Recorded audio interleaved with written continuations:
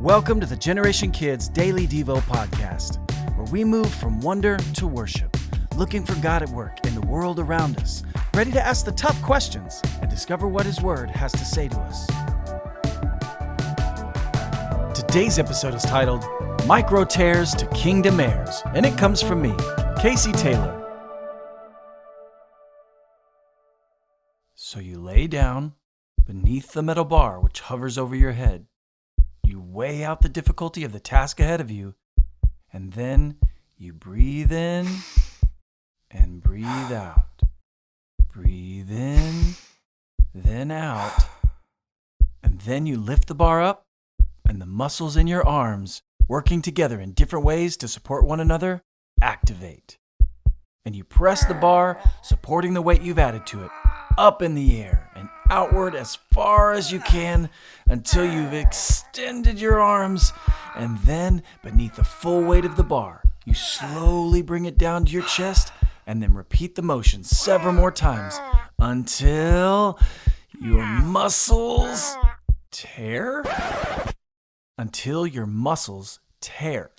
And then, get this, you keep doing it day after day and week after week, into months and then years, as you live a life trying to build your body's strength. And you do this by adding weight or repetition to what you lift, so that, again, your muscles tear. Well, they're called micro tears, and it's why you lift weights, to stress your muscles out so that they will develop micro or really small tears. And then, as you recover in the days that follow, your body starts to learn that it needs to adjust to the amount of stress and strain you're putting it under. Because God made our bodies incredibly to respond to our environment. And so that through the tearing down of our bodies, we are built back up. And muscle is built through tearing our muscles down. We've talked several times about how much God uses difficult situations in our lives. And sometimes He does so with His future purposes for us in mind. It's not that He creates those situations, but because we live in a world that still shows the effects of sin, God, whose plans for us cannot be stopped, uses these difficult situations and challenges that we face to strengthen us for the journey ahead.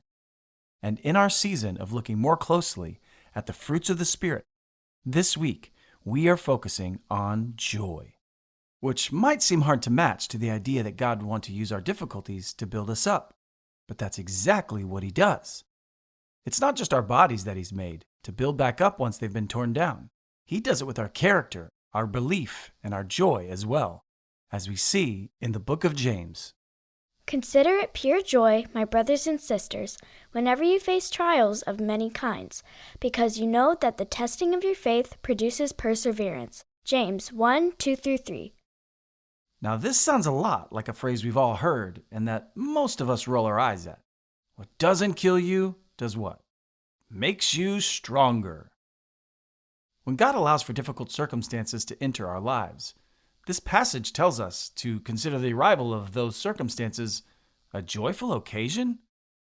But doesn't that seem kind of nuts? Who wants to feel broken down, beaten, or hard done by? But James tells us that what happens when we face trials of different kinds is that our faith gets tested. And when our faith is tested, we learn about our faith. Sometimes hard lessons. And sometimes we learn that we believe more than we might think we do. That our fear doesn't outweigh our trust in God. And that's a powerful lesson to know. But when it goes the other way, and when we falter under the weight of those tests, hard lessons can be really important for our growth and our strengthening, like little tears to our character, which, once broken down, begin to be built back up by the God who lifts our eyes and forgives our sins, and who provides all that we need in the face of our failures and inability to lift the weight of the world on our own. And that process of being broken down and then being built back up is a good thing for us.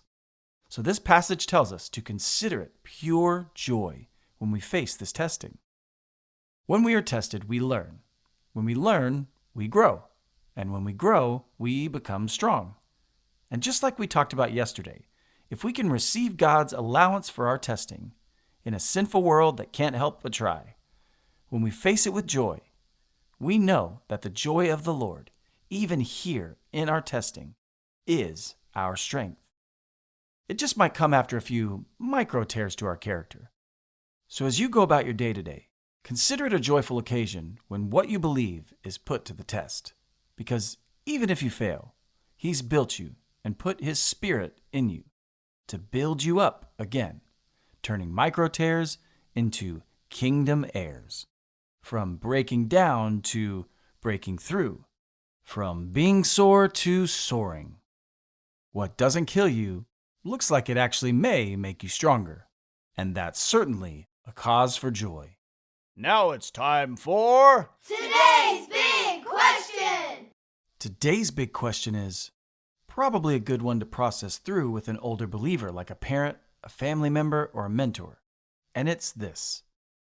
Think about a hard time in your life and about a way that you were tested in whether you believed in or trusted God through a difficult moment. How do you think God might have used that moment to build you up into a stronger believer and someone who is better able to face future hardships? Sometimes without realizing it, we're growing stronger, even though we feel like the same people, because the strength He's building is within us, more than physical muscles are visible on us. When you think about how you've grown through your own trials, I want to challenge you to find the opportunity to express your joy that something so hard could build something so good in you. Thanks for listening to the Generation Kids Daily Devo podcast. If you want to keep in touch with us on all our social media platforms, check out the links in the description. And if you'd like to help support us as we continue to create meaningful content for kids of all generations, please subscribe to our Patreon by visiting us at patreon.com/wearegenerationkids.